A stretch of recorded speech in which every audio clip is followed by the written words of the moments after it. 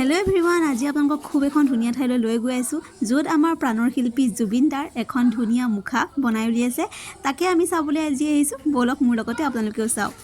guys finally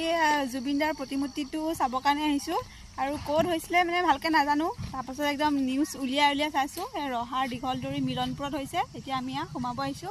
প্ৰথমতে আমি দেখা পাম ধুনিয়া দুখন গিটাৰ আৰু এই গিটাৰ কিখনো কিন্তু খুবেই ডাঙৰকৈ বনাইছে আৰু খুব সুন্দৰকৈ বনাইছে তেওঁলোকৰ এই কষ্ট কিন্তু মানিবলগীয়া আৰু তেওঁলোকক খলাক ল'বলগীয়া হয় আৰু লগতে জুবিন দাৰ শ্ৰদ্ধাঞ্জলি মায়াবিনী ৰাতিৰ বুকুত আৰু লগতে এটা ডাঙৰ বগলী আৰু লগতে আমাৰ প্ৰাণৰ শিল্পী জুবিন দা চাওকচোন ইমান সুন্দৰকৈ তেওঁলোকে ইমান কষ্টৰে বনাই উলিয়াইছে তেওঁলোকক কিন্তু সঁচাই তেওঁলোকক লৈ গৌৰৱ কৰিব লাগে তেওঁলোকে যে ইমান ৰাতি দিনে কষ্ট কৰি এই জুবিন দাৰ প্ৰতিমূৰ্তিটো সাজি উলিয়াইছে আৰু লগতে তেওঁলোকৰ ভোগালী বিহুৰ আন্তৰিক শুভেচ্ছাও জনাইছে আপোনালোকে পঢ়ি চাব লগতে জুবিন দাৰ বাদ্যযন্ত্ৰও বনাইছে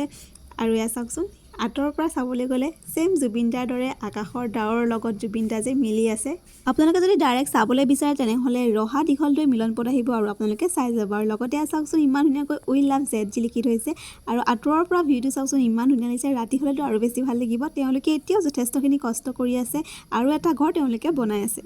আৰু ইয়াতে জুবিন দাৰ প্ৰতিমূৰ্তিটো খুব ধুনীয়াকৈ বনাইছে আৰু বহুত মানুহ আহি আছে চাবলৈ সেইকাৰণে আমিও আৰু আজি আহিলো আপোনালোকে কেনেকুৱা পাইছে জনাব গাইছ আৰু সকলোৱে শেষত জয় জুবিন দা বুলি লিখিবলৈ নাপাহৰিব